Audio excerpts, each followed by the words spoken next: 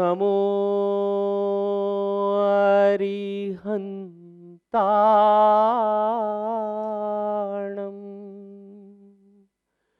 नमो सिद्धाणम्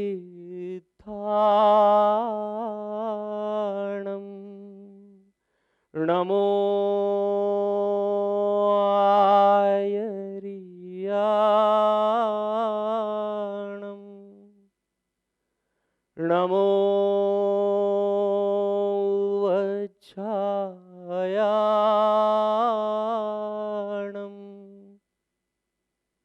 नमो लोय सवसाहूणम्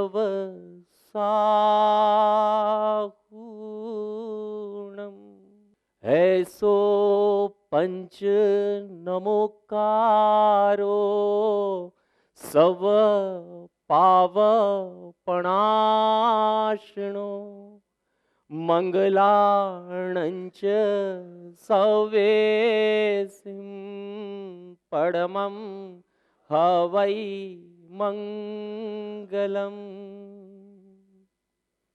ऊंसी ऊंचो श्री जगनाना राम चमक रहे भानु समाना। गुरु राम जय जय राम।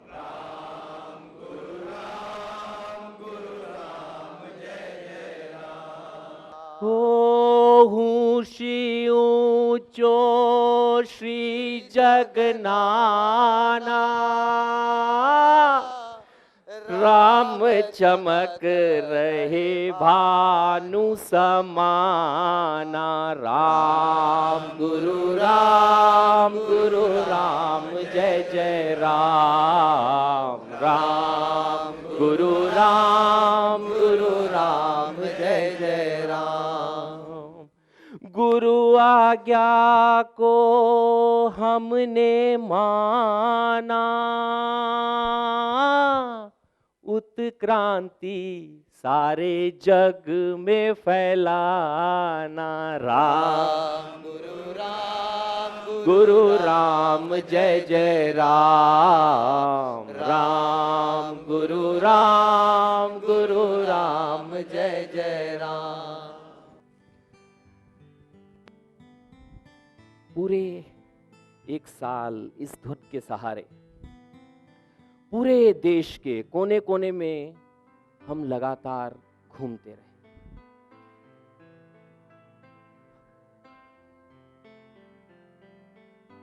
एक उत्क्रांति का संदेश लेकर। उत्क्रांति का संदेश जिस दौर में हमारी जिंदगी में आया वो दौर बहुत दिलचस्प दौर है। मुझे लगता है शायद इतना दिलचस्प दौर आज से 50 साल पहले नहीं था। दिलचस्प क्या है इसमें, मैं थोड़ी सी बात पहले आपसे इस पे करता हूं। हम सब जैन हैं। जैन होने के नाते एक हमारी अपनी जीवन शैली है। जीवन को जीने की एक विशिष्ट हमारी शैली है जो पूरी दुनिया में बाकी जीवन शैलियों से थोड़ी भिन्न है। हमारे गुरु महाराज हैं, उनकी एक जीवन शैली है और वो जीवन शैली पृथ्वी पर सन्यास की जितनी भी परंपराएं हैं उसमें से सबसे कठिनतम और कठोरतम परंपराओं में एक है। दुनिया के बहुत से देशों के लोग इस बात पर यकीन ही नहीं करते कि इस तरह जीकर भी कोई आदमी जिंदा रह सकता है जैसा जैन साधु जीता है, हंसकर जीता है, हर्ष के साथ जीता है, पूरा जीवन जीता है। ऐसा नहीं है कोई 15 दिन के लिए किसी कैंप में गया और फिर वापस आ गया। ऐसा नहीं है। एक बार घर छोड़ के निकला, माँ बाप बहन भाई पत्नी बच्चे दुकान मकान फैक्ट्री क्लब घूमना फिरना होटल शोटल सब पैसा लत्ता कपड़ा सब सब कुछ नहीं। ऐसी उत्कृष्टतम आराधना करने के लिए 5 महाव्रतों को धारण करने वाला साधु, पृथ्वी पर उत्कृष्टतम साधना करने वाला साधु, ये हमारी विरासत है।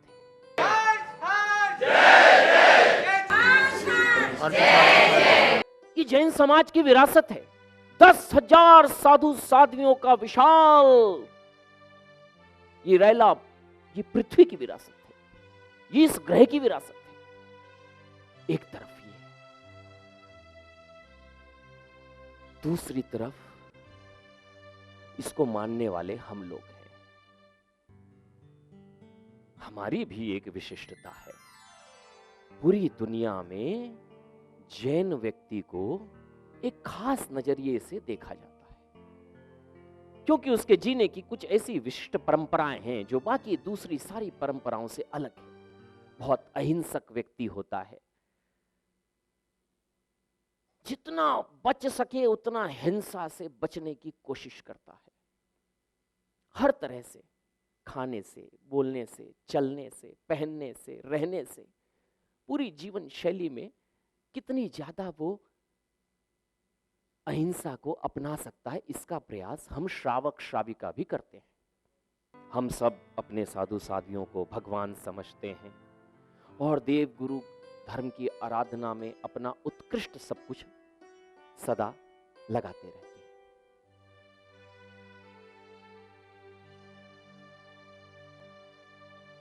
पूरी दुनिया में, पूरे समाजों में ये माना जाता है कि ये जैन व्यक्ति होगा, इसका आचरण ऐसे ऐसे होगा। ये रात को खाना नहीं खाएगा, ये जमीकन नहीं खाएगा।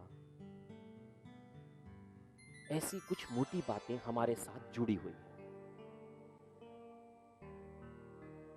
हमारे धार्मिक आयोजनों में हम इस तरह से बिल्कुल रहते भी हैं,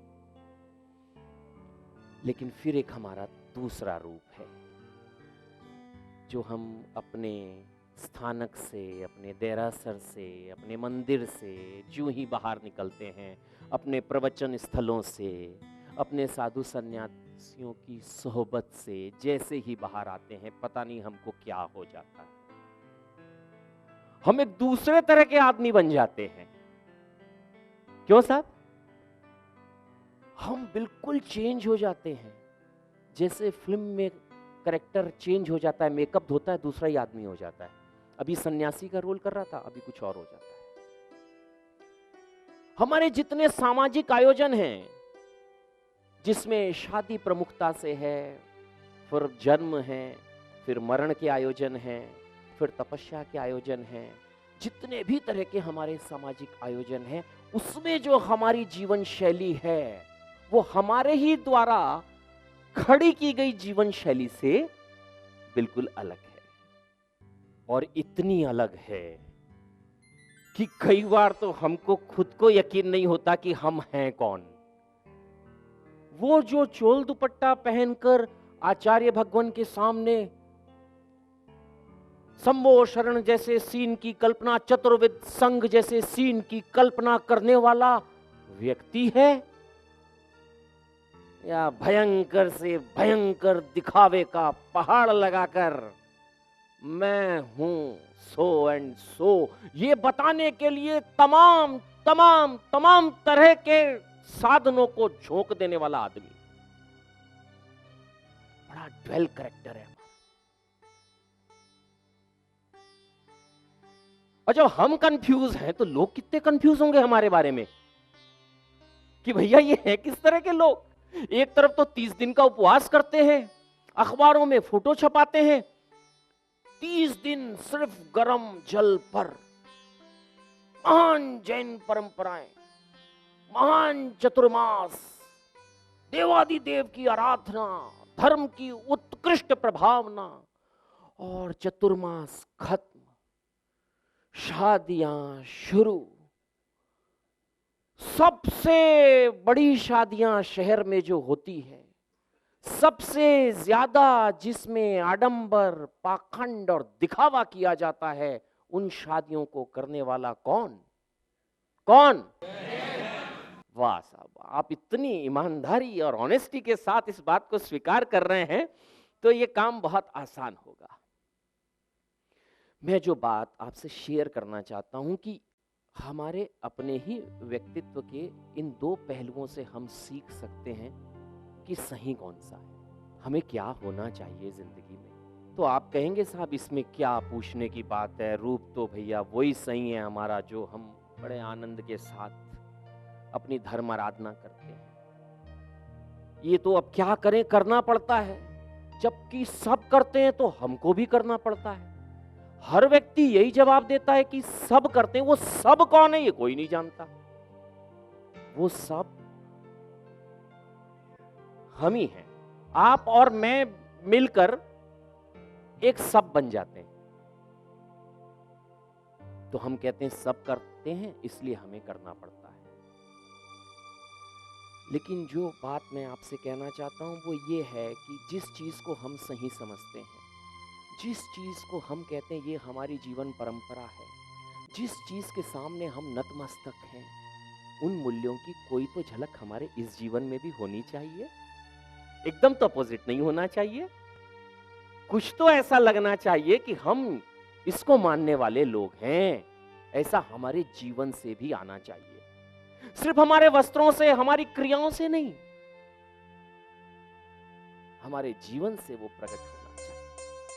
हमारे जीवन में वो चीज आ सके, उसका प्रगटीकरण हो सके, तो क्या घटेगा हमारे साथ, इस पर पूरी जो बात है वो उत्क्रांति है जो मैं आपसे कहने जा रहा हूं।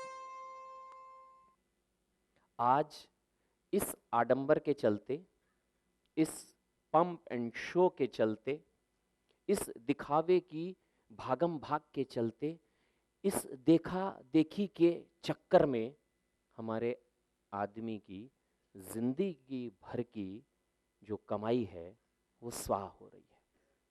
देखिए मैं आपको एक ऐसा सीधा सीधा कैलकुलेशन समझाता हूं जिसको आप मानेंगे। एक आदमी पैदा हुआ, फिर बड़ा हुआ, फिर स्कूल गया, फिर कॉलेज गया, इतने में लगभग 20-22 साल निकल गए। फिर किसी एक और कैरियर की तरफ बढ़ने की कोशिश में 25-27 साल निकल गए। फिर फाइनली उसने एक कैरियर चूज किया, उसमें स्टैब्लिश होने में और लगभग 5 साल निकल गए। इसी दौरान उसकी शादी भी हो गई।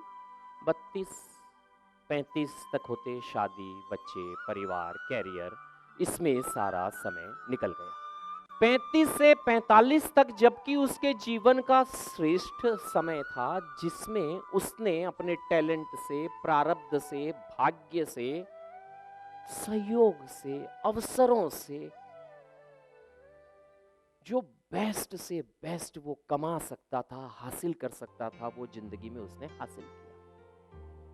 आमतौर पर 45 के बाद आजकल बच्चों की पढ़ाई का एक बड़ा खर्च 5 लाख से 25 लाख तक साल का हमारे सामने आ रहा है।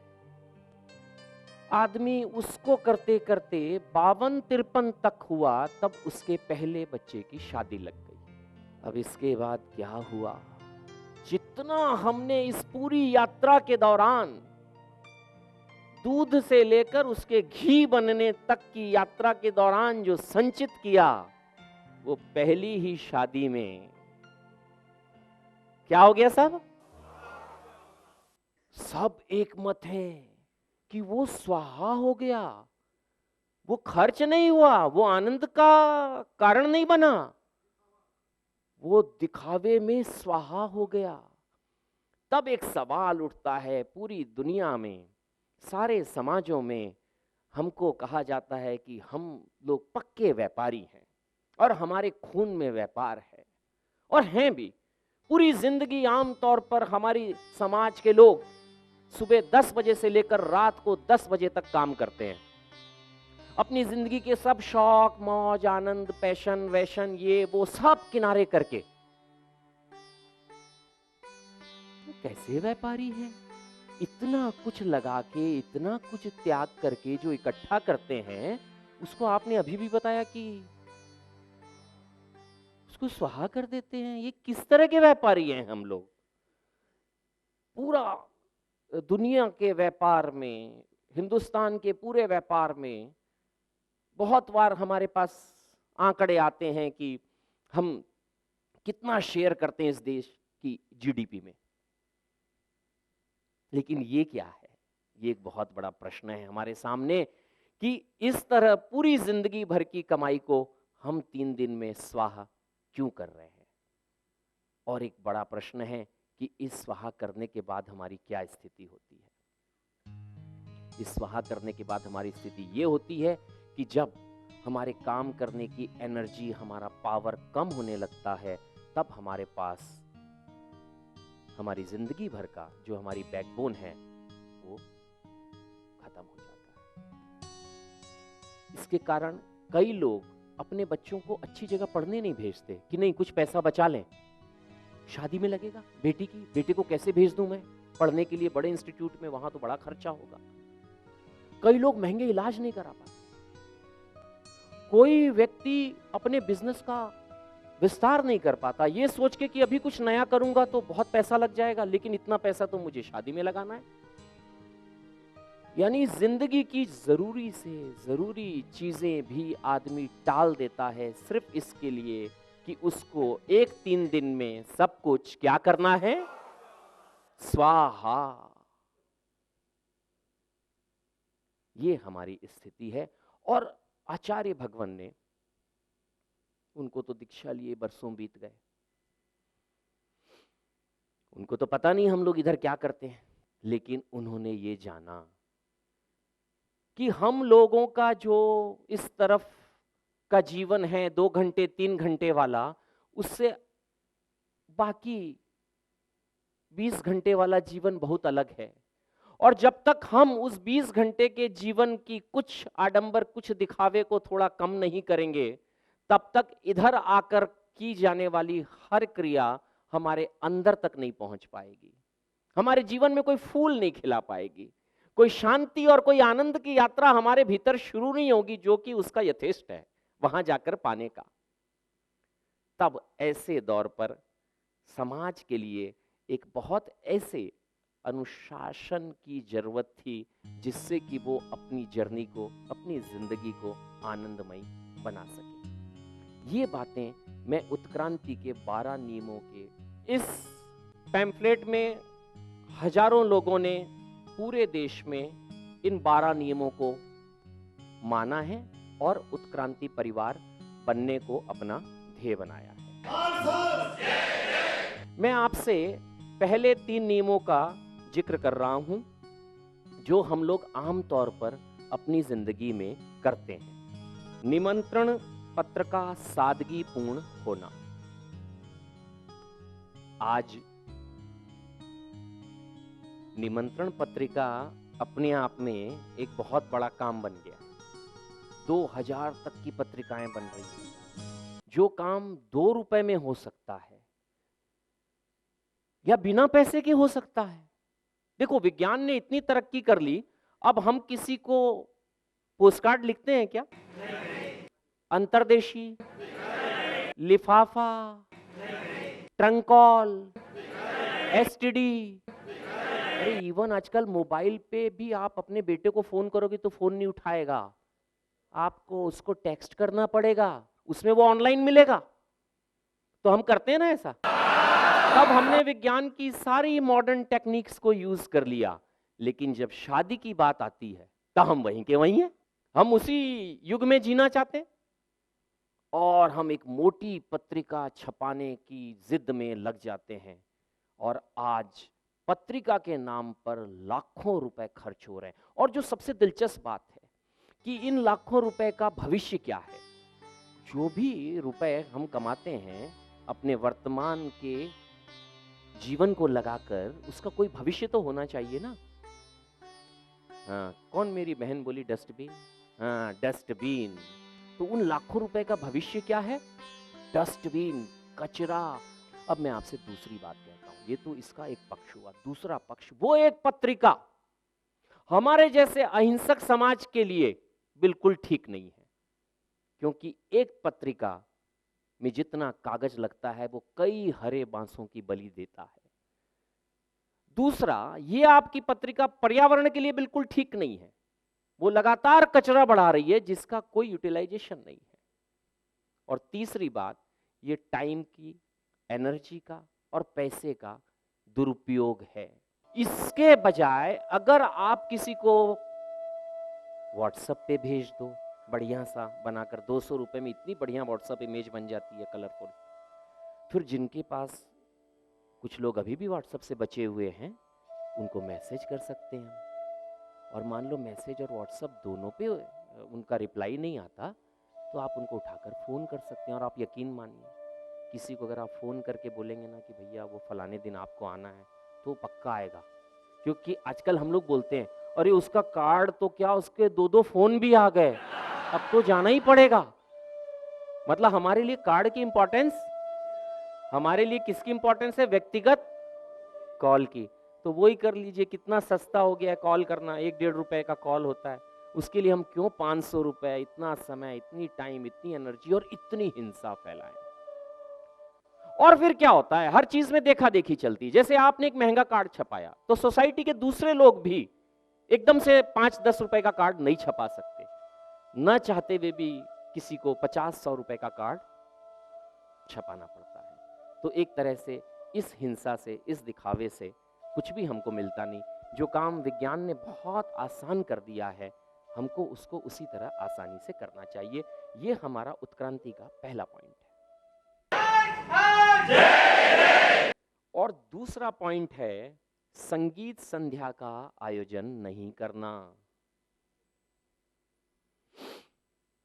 जैसे ही शादी फिक्स हुई, जो सबसे पहला चैलेंज हमारे घरों पर आता है, खास तौर से महिलाओं के ऊपर, माय गॉड, कब की डेट फिक्स हो रही है? अगर कहीं जल्दी हो गई, मान लो 2 महीने बाद की, तो अरे नहीं, इतने में मैं प्रैक्टिस कैसे करूंगी डांस की? सबसे बड़ा टेंशन आज शादी ब्याह में हो गया है संगीत संध्या का। क्यों जी, मैं ठीक कह रहा हूं? हैं? नहीं, आप लोग रुकिए, आपको तो जबरदस्ती नचाया जाता है। अब खैर वो तो अपन लोग की प्रैक्टिस है, वैसे भी हमेशा ही नचाया जाता है, शादी ब्याह के उस पे थोड़ा ज्यादा हो जाता है। आदमी आया दिन भर ऑफिस के बाद, घर के अंदर घुसा इस उम्मीद में कि उसको एक गिलास पानी पिलाया जाएगा और कहा जाएगा कि आप कपड़े बदल लो, हम खाना लगाते हैं। वो जैसे, अरे तुम आ गए, चलो तो 2 स्टेप तुमको मेरे साथ करनी है, उसकी पहले प्रैक्टिस करो। वो कह रहा पानी, पानी बाद में पीना, कोरियोग्राफर के पास टाइम नहीं, उसको अगली शादी में जाना है।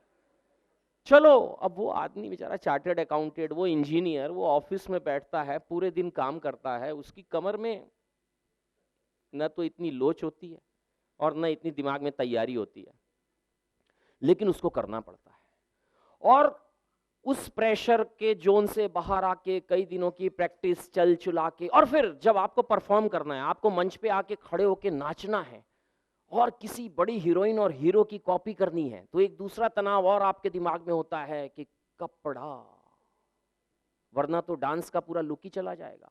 अब कपड़े की कॉपी करने में हम इतनी एनर्जी लगाते हैं, इतने पैसे लगाते हैं, जो चीज 5,000 10,000 से ज्यादा की होनी नहीं चाहिए, उसके लिए लाखों रुपए दिए जा रहे हैं।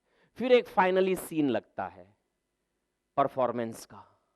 अगर उस समय उनकी हार्ट बीट चेक की जाए तो डॉक्टर उनको अनफिट करार दे देगा, इतने वो प्रेशर में होते हैं, लेकिन फिर भी करते हैं, करके उतरते हैं, फिर सबसे पूछते हैं। जिसने अप्रिशिएट किया उसको लगता है वो झूठ बोल रहा है, क्योंकि सच्चाई तो हमको पता है, और जिसने अप्रिशिएट नहीं किया वो जलता है। संगीत संध्या पहले भी होती थी, बड़े मंगल गीत गाती थी हमारे घर की माताएं, बहनें, भुआएं, मासियां। वो कामनाएं करती थी कि जो दूल्हा दुल्हन बन रहा है उसका जीवन बहुत अच्छा गुजरे। अब बड़े अच्छे अच्छे गीत थे, हमने बचपन में सुने, अभी तो किसी को पता नहीं। एक गीत था बड़ा पॉपुलर, किसरियो लाडो झीम तो रे, कोई किसी को आता है? किसी को नहीं आता, अब सब भूल गए। इसका मतलब ये होता था कि ये जो दूल्हा बना है, जिसने केसरिया कलर का पटका लगाया है, वो हमेशा जीवंत रहे, ऐसी कामनाओं के गीत होते थे। तो वैसी संगीत संध्या करनी और इस तरह की दिखावटी मंच पर चढ़कर तनाव क्रिएट करने वाली संगीत संध्या नहीं करनी। इसमें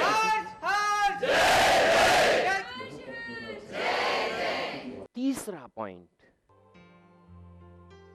विवाह और अन्य सामूहिक भोज में खाद्य पदार्थों की संख्या 31 रखना। फिर शादी ब्याह में 60-70 आइटम लगा के हम मतलब सबका मजा खराब करने के हिसाब से उनको बुलाते हैं क्या अपने घर? शादी में किसी को अपने घर खाने पे बुलाने का कुल जमा मतलब इतना होता है, क्योंकि हमारी भारतीय परंपरा ये मानती है कि जब मंगल अवसर होते हैं तो हम अपने परिवार के लोगों के साथ, अपने इष्ट मित्रों के साथ बैठकर अगर साथ में भोजन करते हैं तो हमारा प्रेम बढ़ता है और उसकी दुआएं हमको मिलती है। लेकिन इस तरह का ये सेटअप लगाकर मुझे नहीं लगता कि कोई दुआएं मिलती है। आदमी आता है भागता दौड़ता सा, देखना शुरू करता है, आधा पेट तो उसका देख देख के भर जाता है, क्या खाऊं क्या नहीं खाऊं, मैक्सिकन खाऊं, थाई खाऊं, इंडियन खाऊं, राजस्थानी खाऊं, खाऊं कि ना खाऊं, फिर खाऊं खाऊं खाऊं और छोड़ू छोड़ू छोड़ू, क्योंकि जब इतनी चीजें हैं तो जब मैं पहला खाऊं तो मैं सोचूं दूसरा टेस्टी, जब मैं दूसरा सोचूं तो तीसरा टेस्टी। आदमी है, ऐसा ही सोचेंगे हम सब। हमको लगता है शायद इससे और ज्यादा टेस्ट इसके पड़ोसी में होगा।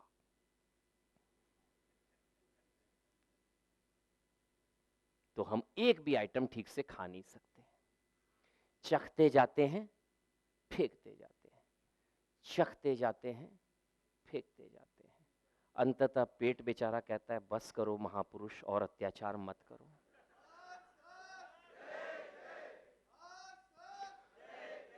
मैं आपसे कहना ये चाहता हूं कि हम जैन हैं, हम थाली में झूठ का एक दाना नहीं छोड़ने वाले लोग हैं। हम जमीकन खाते वक्त भी सोचते हैं कि इसमें इतने ज्यादा जीव होंगे, मैं ना खाऊं तो मेरा चल जाएगा, वो लोग हैं। और हम ही लोग ऐसा करते हैं कि एक रात में इतना झूठे का अंबार लगा देते हैं जो हम चक चक के जो फेंकते हैं। मैं आपको कहना चाहता हूं कि ये झूठन इतनी होती है जो पूरी जिंदगी आप झूठन न डाल के जो बचाते हो ना, उससे ज्यादा झूठन एक रात में इकट्ठी हो जाती है, एक रात। और फिर उस झूठन में असंख्याता जीवों की रचना होती है और उनकी हत्या होती है, क्योंकि फिर आप उस सबको जगह को साफ कर देते हो। एक अहिंसक समाज के प्रतिनिधि होने के नाते हमारा ये आचरण ठीक है क्या? और जिस देश में बहुत सारे लोगों को 2 वक्त ठीक ठीक खाना नसीब नहीं होता, वहां हमारा उसी समाज में इस तरह का काम करना ठीक है क्या?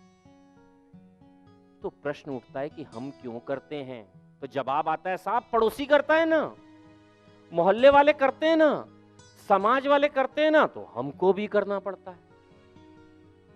तो हम में से कोई जब इसको करना बंद करेगा, जब ये 40-50-100 आइटम को छोड़कर कोई आदमी सीधा साधा 30 आइटम की लिबर्टी दी गई है उत्क्रांति में, बहुत ज्यादा होता है 30 आइटम, बहुत ज्यादा है, लेकिन छूट इसलिए दी गई है क्योंकि हम लोगों की आदत है 70, 80, 90, 100 आइटम की भीड़ लगाने की। एकदम से 11 कहेंगे तो हमको लगेगा कोई दीक्षा लेने बोल रहा है।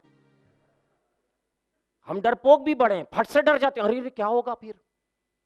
तो इसलिए 31 की छूट दी गई कि भैया 31 नहीं समझ। उत्क्रांति की सारी अवधारणाएं ऐसी है कि जिसमें आप बहुत आसानी के साथ उसको स्वीकार कर सको। अगर आप 11 करते हो तो बहुत अच्छी बात है ना, बहुत प्रशंसनीय है,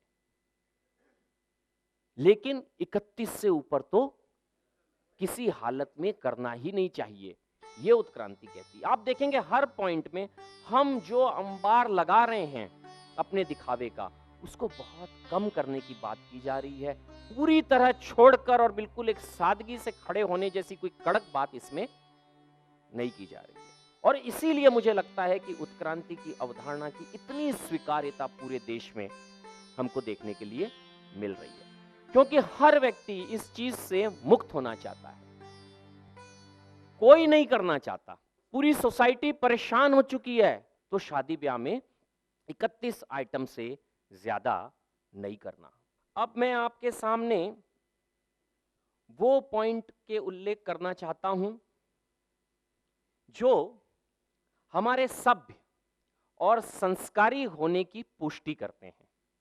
यानी कि हमारा आचरण, हमारा बिहेवियर ऐसा होना चाहिए जिससे ये रिफ्लेक्ट हो कि हम सिविलाइज्ड लोग हैं, हम असभ्य नहीं हैं, हम संस्कारी लोग हैं। सिर्फ अपने घर के सरनेम मिलने से हम संस्कारी नहीं हो जाते। संस्कारी व्यक्ति तब होता है जब वो कैसा आचरण करता है सोसाइटी और समाज के साथ। उसके लिए एक पॉइंट है, सड़क पर नहीं नाचना। इस देश में अब सड़कों की हालत ये है कि अगर आप सामान्य तौर पर भी कहीं पहुंचना चाहते हैं तो आपको 15 मिनट एक्स्ट्रा टाइम लेकर चलना पड़ता है। लगभग हिंदुस्तान के पूरे शहरों की यही हालात है। जो छोटी जगह है वहां भी चूंकि सड़कों का विकास नहीं हुआ तो वहां भी यही हालात है। ऐसी स्थिति में अगर आप सड़क पर नृत्य करना शुरू कर दें, आपके पीछे का पूरा ट्रैफिक ब्लॉक, आपके इस तरफ का ट्रैफिक ब्लॉक, आपके बाजू वाली पूरी रोड ब्लॉक, कितने लोगों को अपने काम पे जाना है, कितने लोगों को घर पहुंचना है, किसी को अस्पताल भी जाना हो सकता है, और फिर भी अगर आप रुक ही नहीं सकते, आपको उस दूल्हे को बताना ही है कि आप उसकी शादी में कितने खुश हो। अच्छा, मैं कई बार बड़ा दिलचस्प देखता हूँ नजारा, लोग जब डांस शुरू करते हैं ना, दूल्हे की तरफ देख देख के डांस करते हैं, और देख देख के आप डांस, आप दूल्हा जब तक नहीं देख रहा हो डांस ही खत्म नहीं करेगा। और जब वो हटा तो दूसरे की बारी आ गई, उसने दूल्हे को देख के डांस करना शुरू कर दिया। और तो और आजकल चूंकि जैसे कि हमारे यहाँ कंपटीशन का जमाना है कि महिलाएं बिल्कुल पीछे नहीं है, हर चीज में वो पुरुष के साथ है, तो अब महिलाएं भी कूद पड़ी सड़कों पे नाचने के लिए। अब महिलाएं भी नाच रही है सड़कों के ऊपर। तो ये किसी भी तरह से बिल्कुल ठीक नहीं है। मैं कहना ये चाहता हूं कि फिर भी अगर आपका बिना नाचे नहीं चलता है तो आप कम से कम बारात को जब वेन्यू के अंदर ले जाएं, जहां से कोई सड़क की और ट्रैफिक की समस्या ना आती हो, वहां पर जाकर नाच लें। दूसरी बात, शादी ब्याह में दहेज नहीं मांगना चाहिए। इस पर कानून भी बहुत काम करता है, समाज भी बरसों से काम कर रहा है, लेकिन फिर भी कहीं न कहीं किसी न किसी रूप में दहेज की डिमांड हमारे यहाँ की शादी में आज भी शामिल है। मुझे आज हमारे उत्क्रांति के राष्ट्रीय संयोजक संदीप देशलहरा जी कह रहे थे कि भैया जिसके पास जितना ज्यादा होता है उसको और उतने ज्यादा की चाह हो जाती है। यही होता है शादियों में। दहेज ठीक से अगर सीधा सीधा मांग कर नहीं लिया जाता, फिर भी अभी बहुत सी ऐसी चीजें हो गई है, अब शादी ब्याह होना आसान काम रह नहीं गया है। तो अब क्या होता है कि बहुत सी एजेंसीज हो गई हैं, बहुत से ऐसे मीडिएटर्स हो गए हैं जो शादी ब्याह कराते हैं, और उन सब के आने से वो पूरी तरह ये एसेस कर लेते हैं कि आप क्या हैं, सामने वाला क्या होना चाहिए, और वो सारी चीजें टेबल के नीचे से वैसे ही चलती है। ये ठीक नहीं है, ये बिल्कुल भी ठीक नहीं है। क्योंकि इस देश में बेटी बचाओ आंदोलन जैसे आंदोलनों की जरूरत भी क्यों पड़ी? क्योंकि दहेज के नाम पर इस देश में कितनी बेटियों को सालों से बोझ समझा गया। तो ये परंपरा हमारी शादियों में बिल्कुल नहीं होनी चाहिए, और ऐसा होना बहुत ही गलत बात है, क्योंकि धन जो भी है वो हमारे पुरुषार्थ का होना चाहिए। किसी और के धन की तरफ हमारी नजर होना ये किसी भी तरह से एक अच्छा आचरण नहीं है। तो उत्क्रांति ये कहती है कि आपको किसी भी तरह से दहेज मांगना तो नहीं चाहिए, पर ऐसे हालात भी नहीं पैदा करने चाहिए। आपको आगे बढ़कर ये कहना चाहिए कि साहब हमें कुछ नहीं चाहिए, आप अपनी जिंदगी की इतना बड़ा धन हमको दे रहे हैं, अपने घर की लक्ष्मी जैसी बेटी हमको दे रहे हैं, और इससे ज्यादा क्या चाहिए? दुल्हन ही दहेज है। तो इस चीज को पूरी तरह हम तब मान सकते हैं जब हम उत्क्रांति की आइडियोलॉजी से खुद अपने घर की शादी को ऑर्गेनाइज करने के बारे में सोचेंगे। एक तरफ हम दिखावा करेंगे इतना भयंकर, लाखों रुपए का बजट बनाएंगे हर कार्यक्रम के लिए, तो सामने वाले पे दबाव बढ़ेगा ही। जब हम सिंपलिसिटी की तरफ जाएंगे तो सामने वाले की भी हिम्मत होगी कि वो कम से कम भी दे, क्योंकि तब उसको ये भय नहीं रहेगा कि कहीं आप बुरा न मान जाएं। हमारे यहाँ जो रिसेप्शन होता है, उस रिसेप्शन में कई बार कॉकटेल और मॉकटेल के स्टॉल लगते हैं। ये काउंटर नहीं लगाना चाहिए।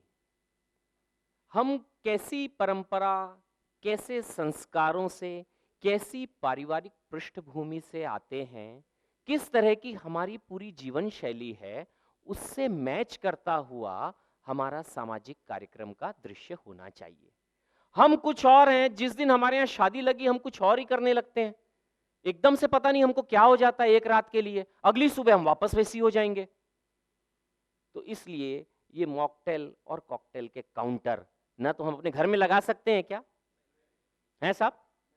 नहीं लगा सकते, तो वहां क्यों लगाते हैं? जो काम हम घर में नहीं कर सकते अपने 5 लोगों के बीच में, वो पूरे समाज के सामने बुलाकर, जिस दिन हमारे घर सबसे ज्यादा लोग आते हैं उस दिन ऐसा काम क्यों करना चाहिए? बिल्कुल नहीं करना चाहिए।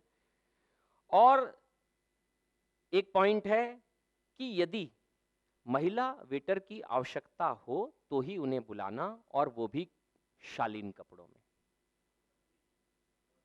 आप ना बुलाएं, बहुत अच्छी बात है। ये जो भोजन कराने की परंपरा थी, इसमें हमारे यहाँ, हमारे मारवाड़ी कल्चर में जो सबसे खूबसूरत बात थी वो क्या थी? मनुहार। उससे पूछना कि आपने खाना लिया, जाते हुए को पूछना आपने ठीक से खाना खाया। और हम लोग ऐसे कहा भी करते हैं एक दूसरे से, कोई किसी के घर खाना खाने थोड़ी जाता है, वो तो इसका उससे इतना प्रेम है इसलिए हम जाते हैं।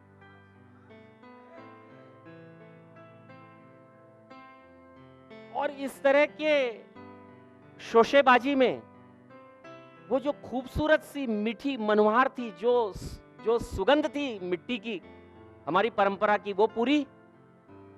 क्योंकि जब हमने लाखों रुपए खर्च कर दिए, कैटर को ठेका दे दिया, खूब सारे वेटर दौड़ने लगे प्लेट ले लेकर इतनी तेज, जैसे कि कोई वो शो चल रहा है जादूगरी का, 4 गिलास सजाकर और दौड़ रहे हैं इधर से उधर, उधर से इधर, तो हम सोचते हैं अब हमारा किसी से पूछने का क्या मतलब भाई, जब इतने पैसे हमने इसको दे दिए। लेकिन आप ये करके देख लेना, इसको महसूस करके सोच लेना कि किसी शादी में इस तरह के दौड़ भाग वाले ना हो और घर वाले आपसे पूछ रहे हों, भैया आपने शरबत पिया, आपने खाना खाया, आपको वो लोग याद रहेंगे कि नहीं? आपको अच्छा लगेगा कि नहीं? और सबसे दिलचस्प बात है कि न सिर्फ आपको अच्छा लगेगा, जो करेगा ना उसको भी बहुत आनंद आएगा। जिस काम के लिए उसने आपको अपने घर बुलाया, आपसे अपना प्रेम बढ़ाने के लिए, वो प्रेम बांटना होगा। अदरवाइज तो क्या है, सब एक जैसा हो गया, कुछ नया नहीं रहा। लेकिन अगर हम कुछ नया करेंगे, क्योंकि जब हम मनवार करेंगे किसी की तो वो नई होगी, वो हर व्यक्ति अपने तरह से करेगा, उसकी मुस्कान अलग होगी, उसके शब्द अलग होंगे, उसकी भावना अलग होगी, वो उसकी यूनिकनेस होगी।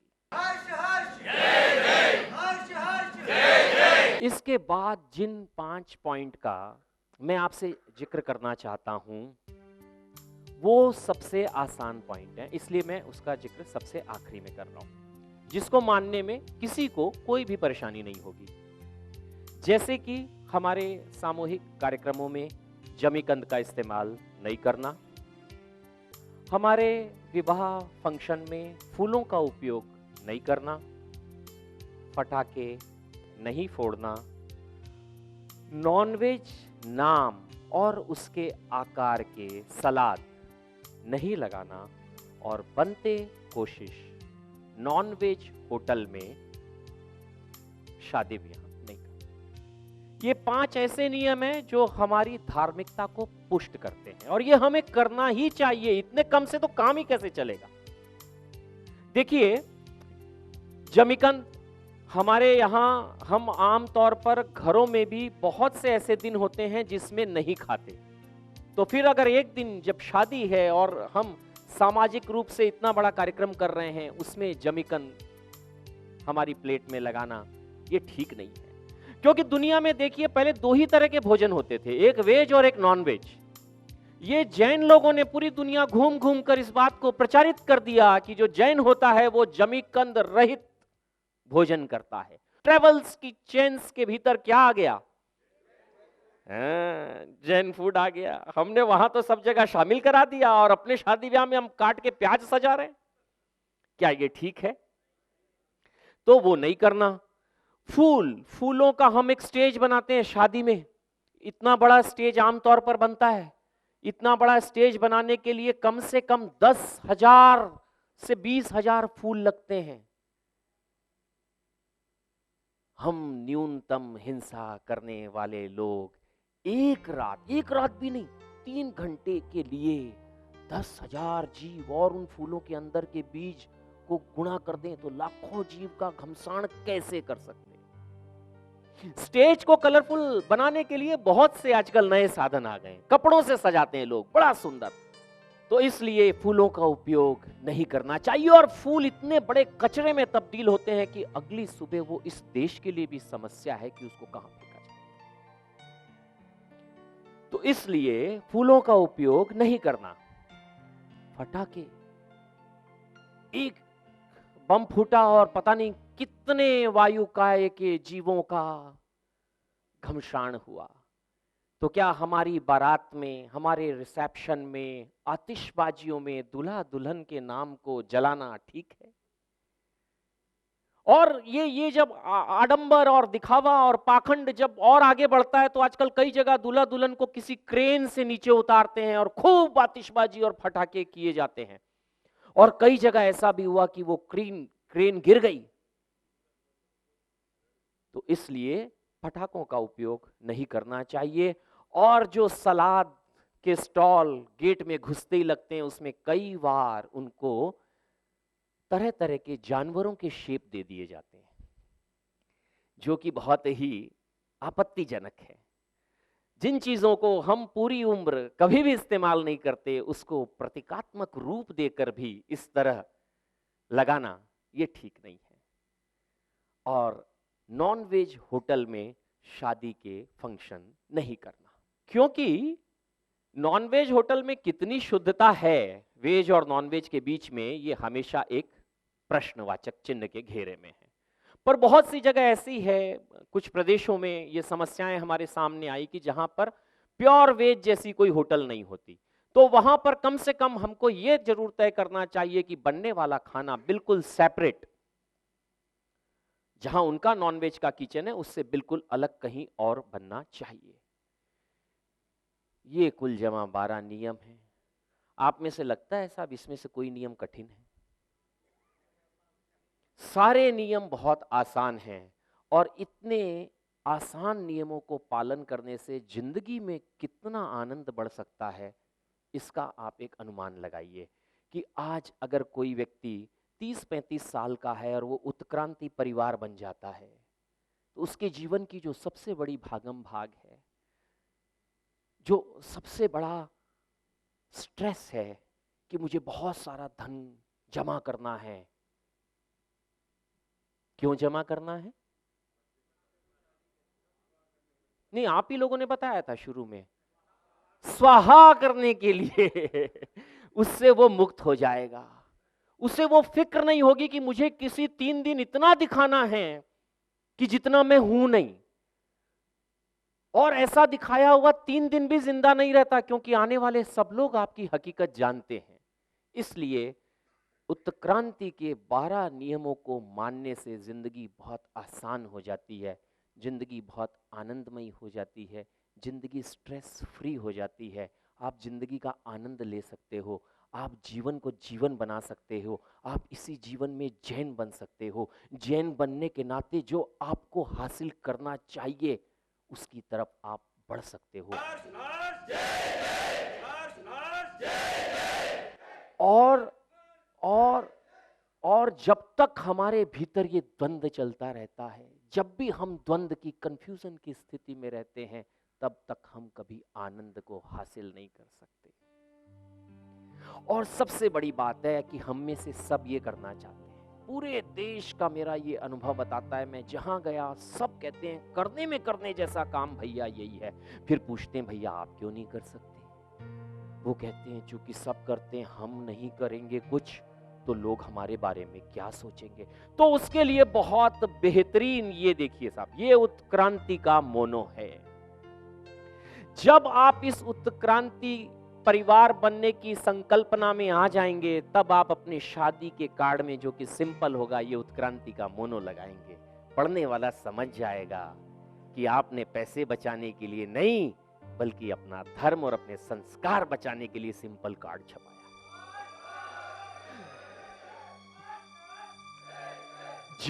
जब आप अपने रिसेप्शन के बाहर मेन गेट पर फूलों के बजाय बीचों बीच इसको लगाएंगे, प्रवेश करने वाला समझ जाएगा कि यहां पर जो कुछ भी आइटम कम है या सादगी है, उसका कारण है ये अपने देव गुरु धर्म को मानने वाला साहसी व्यक्ति है, हमारी तरह कमजोर नहीं है। जब आपके कार्ड पर, आपके रिसेप्शन पर ये उत्क्रांति की सील लग जाएगी, तो जो अकेले होने में, अकेले काम करने का भय होता है, उस भय से आप मुक्त हो जाएंगे और बहुत निडरता के साथ जीवन का एक जो बहुत खूबसूरत रास्ता है। देखो, किसे पता नहीं कि हम कहां से आते हैं, किसी को ठीक से पता नहीं है हम कहां जाते हैं। ये एक जीवन है इतना खूबसूरत, वो किसी इसी तरह के दिखावे के चक्कर में फंसकर अगर उस जीवन का हम आनंद नहीं ले पाए, अगर हम उस जीवन को ठीक से जी नहीं पाए, अपने लिए, अपनों के लिए, अपने आनंद के लिए, तो फिर वो जीवन व्यर्थ है। उत्क्रांति की यात्रा आपको आप तक, आपके अपनों तक, स्वयं इस लोक और परलोक के आनंद तक पहुंचाने की यात्रा है।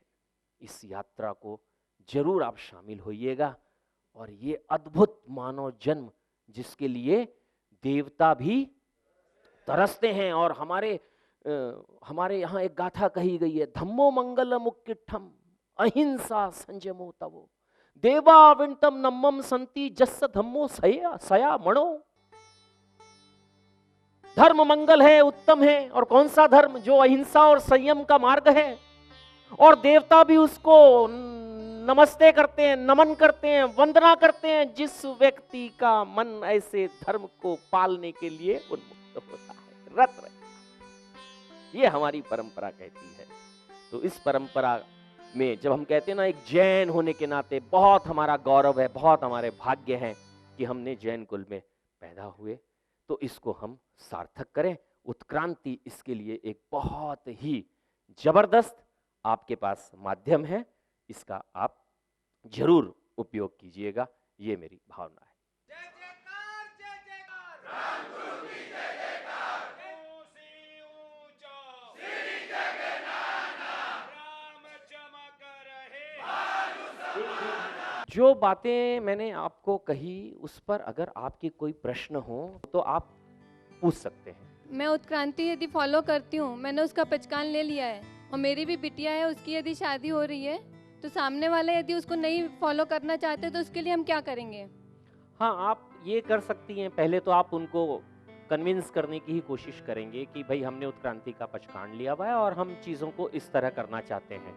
और उसके बाद भी मान लीजिए अगर वो नहीं मानते हैं, तो आप आपकी साइड का जितना है उसको आप अपना उत्क्रांति के हिसाब से रखिए। और एक बात मैं आप लोगों से कहना चाहता हूँ कि अब समय ये आ गया है कि हर व्यक्ति लड़की वाली की बात मानेगा, क्योंकि लड़की मुश्किल है अब। इसलिए आप ये चिंता मत करिए, आपकी बेटी इतनी गुणी होगी कि आप जिसको कहोगे वो आपकी सब शर्त मानेगा। और दूसरी बात कि ये शर्तें इतनी अच्छी है कि मानने में उसका भी फायदा है ना? महेंद्र, मेरा ये क्वेश्चन है कि मैं उत्क्रांति परिवार का सदस्य बनना चाहती हूँ और मेरी लड़की शादी के लायक है। मैं खर्चा कम करूँगी, कहीं इसको लेकर उसे नापसंद कर दिया गया तो? हाँ, आप खर्चा कम करेंगी इसको लेकर कोई लड़की को नापसंद कर दे, ये तो मतलब आप सोचना ही मत, ऐसा तो कोई होगा ही नहीं। और अगर कोई इस लिए आपकी लड़की को नापसंद कर रहा है, तो मैं कह रहा हूं अच्छा हो रहा है कि आप एक और दूसरे योग्य वर्ग के लिए अपनी बेटी को बचा पा रही हैं। तो खर्च कम करने के डर से आपकी बेटी का विवाह अच्छी जगह नहीं हो पाएगा, ऐसा आप कभी मत सोचिएगा, ठीक है? ठीक, बहुत बहुत धन्यवाद। महेंद्र भाई, मेरा सवाल है कि मेरी प्राथमिकता मेरे बच्चे का कैरियर है और उत्क्रांति से जो कमाई बचेगी उससे क्या उसका भविष्य बन जाएगा? जरूर बनेगा। अगर पैसा, शक्ति, टाइम वेस्ट होने से बचेगा तो वो क्या होगा? वो यूटिलाइज होगा। पैसा भी एक सोर्स है, टाइम एक सोर्स है, एनर्जी एक सोर्स है। अगर आप इसको इस तरह व्यर्थ होने से बचाएंगे तो आपके पास पैसा बचेगा जिसमें आप उसका कैरियर बना सकते हैं। न सिर्फ बच्चे का बल्कि पूरे परिवार का कैरियर भी बन सकता है इस पैसे को बचाने से। महेंद्र भाई, मेरा सवाल ये है कि उत्क्रांति के विषय में जैसे हम जब बात करते हैं या किसी भी परंपरा के तोड़ने की बात करते हैं तो ये बात आती है कि समाज का जो मुखिया वर्ग होता है या श्रेष्ठी वर्ग होता है, जो उच्च वर्ग के लोग होते हैं, वे कभी फॉलो नहीं करते। वो जरूर बता देते हैं कि ऐसा करना चाहिए, ऐसा करना चाहिए। पद पे आसीन होने के बाद भी वो बोलते हैं कि ये सब करना चाहिए, हमें उत्क्रांति फॉलो करना चाहिए। वो खुद नहीं करते हैं। निम्न वर्ग या मध्यम वर्ग के लोगों को मजबूरी में उनको देखा देखी कुछ ना कुछ आगे बढ़ना होता है। क्या किया जाए? बहुत सही कह रहे हैं आप। और ये सवाल पूरे देश में हमसे पूछा जाता रहा कि कब समाज का जो एकदम अग्रज भाग है वो इसको फॉलो करेगा। मैं आपसे एक बात पूछता हूँ भूपेन भैया कि ऐसे लोग होंगे मुश्किल से 10%। उत्क्रांति अगर 90% लोग फॉलो करेंगे बिना इस बात की परवाह किए कि 10% लोग क्या करते हैं, तो उन 10% लोगों को भी एक दिन बदलना पड़ेगा। क्योंकि कोई भी समुदाय से और समाज से अलग अपना वजूद नहीं रख सकता। तो ये जो सादगी भरी शादियां हैं, ये एक दिन बहुत बड़ा फैशन बन जाएगी कि सारी सोसाइटी इसकी कॉपी करेगी। धन्यवाद। और मैं ये पूछना चाहती थी कि मैं पूरी तरीके से उत्क्रांति फॉलो करने के लिए तैयार हूँ, लेकिन अगर मेरे पेरेंट्स इसके अगेंस्ट है तो मैं उन्हें कैसे मनाऊं कि वो इसे फॉलो करें? जैसे आप बहुत सारी चीजों के लिए उनको मनाती होंगी। जो सारी बातें तुम चाहती हो जिंदगी में, वो हर बार तुम्हारे मम्मी पापा नहीं मानते, हम भी नहीं मानते, लेकिन हमारे बच्चे हमको मना लेते हैं। ऐसे तुम इसके लिए भी मनाना। और मैं तुमको एक बात की गारंटी देता हूँ, जिस दिन तुम अपने मम्मी पापा को उत्क्रांति के लिए मनाओगी ना, वो ऊपर ऊपर से ना करेंगे, लेकिन अंदर ही अंदर बहुत खुश होंगे कि क्या बेटी जनी हमने। थैंक यू भैया। आज मैं ये फॉर्म भरता हूँ, अगर 25 साल बाद मेरे बच्चों की शादी होगी तो आज ये फॉर्म भरने का क्या मतलब है? आप ठीक कह रहे हैं। ये सवाल आप जैसे बहुत युवा लोग सोचते हैं कि मैं ये फॉर्म आज ही क्यों साइन करूं। मैं आपसे एक बात कहना चाहता हूं कि आप इस फॉर्म को जब साइन करें, इसकी एक कॉपी साइन करके आप अपने पास और रख लें। और उसको कहाँ रखें? जहां आप अपनी जिंदगी की महत्वपूर्ण से कीमती चीजें रखते हैं। क्यों? क्योंकि ये फॉर्म एक साधारण फॉर्म नहीं है। इस फॉर्म को साइन करने के बाद आपने अनगिनत जीवों को अभयदान दे दिया है कि मैं अनगिनत जीवों की हिंसा में शामिल नहीं होने वाला हूं। और ये संकल्प आपने आज कर लिया है। 25 साल बाद, 35 साल बाद, 40 साल बाद भी आपके बच्चे की शादी होगी, तब तक आपके पुण्य का ब्याज रोज बढ़ता जाएगा। महेंद्र भाई, यहाँ पे लिखा हुआ है आनंदमयी समाज की रचना हेतु। कृपया इस बात को पूरा स्पष्ट करें कि उत्क्रांति से कैसे आनंदमयी समाज की रचना होगी। जब आपके ऊपर फिजूल खर्ची का और लगभग आपकी जिंदगी का सबसे बड़े खर्चे का कोई प्रेशर नहीं रहेगा, और यही प्रेशर आपके रोज शुरू होने वाले दिन में सुबह 10 बजे से लेकर रात को 10 बजे तक रहता है कि मुझे बहुत इकट्ठा करना है, मुझे बहुत इकट्ठा करना है, और वो सारा इकट्ठा किया हुआ आपके चूंकि खुद के उपयोग आता नहीं है, पूरी जिंदगी किसी एक दिन के लिए आप उसको बचा कर रखते हैं, तो वो जिंदगी पूरी गुजर जाती है और आप आनंद ले नहीं पाते हैं उसका। जब आप उत्क्रांति को अपना लेंगे, उसी दिन से आप जिंदगी का आनंद लेना शुरू कर देंगे, क्योंकि कोई एक बड़ा गट्ठा आपके ऊपर प्रेशर का है, वो खत्म हो जाए। महेंद्र भाई, हम संयुक्त परिवार में रहते हैं, पहले बच्चे की शादी हुई, खूब खर्चा किया, अब जो शादी होगी उस पर खर्चा नहीं करेंगे, ऐसा कैसा चलेगा? हाँ, ये बहुत लाजमी प्रश्न है आपका। देखिए क्या हुआ, जब आपने पहली बच्चे की शादी की तो बहुत सारी ऐसी चीज़ें दुनिया में नहीं मौजूद थी, लेकिन जब दूसरे बच्चे की शादी हुई तो वो चीज़ें आ गई। तो पहले बच्चा ये नहीं कह सकता कि आपने ये कैसे कर लिया। ठीक उसी तरह उत्क्रांति की अवधारणा अभी आई है, और अगर आप सादगी से शादी करना चाहते हैं उस बच्चे की, और पहले बच्चे की शादी में आपने बहुत खर्च किया हुआ है, तो आप क्या कर सकते हैं?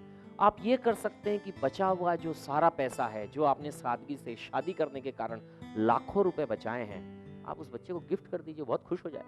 आपकी उत्क्रांति के बाद हमारे मन में बहुत बड़ी क्रांति आई है, मगर मैं आपसे पूछना चाहती हूँ कि यदि हम फॉर्म भरें और आडंबर वाली शादी में हम जा सकते हैं कि नहीं? हाँ, बिल्कुल जरूर जा सकते हैं। जैसे आप उपवास में हैं जी जी और कहीं खाना पीना चल रहा है, जी जी तो आप उनके साथ खड़े हो सकते हैं, ओके उसमें कोई समस्या नहीं है। उत्क्रांति का पचखांड लेने वाले को, उत्क्रांति की प्रतिज्ञा करने वाले को व्यक्तिगत तौर पर अपने यहाँ के आयोजनों में किसी भी तरह के आडंबर और दिखावे से बचना है। ओके, ठीक है। Thank you. क्या उत्क्रांति साधु मार्ग की जनसंघ के लिए और जैन परिवार के लिए ही है? नहीं, उत्क्रांति एक अवधारणा है जिसमें कोई भी शामिल होकर अपने जीवन को एक सद्मार्ग की तरफ ले जा सकता है। इसमें हमारे सारी जैन परंपराएं शामिल होनी चाहिए, क्योंकि वैसे भी हमारी जो शादी ब्याह और जितने भी संबंध है, सब परंपराओं का हमारा आपस में रोटी और बेटी का संबंध है।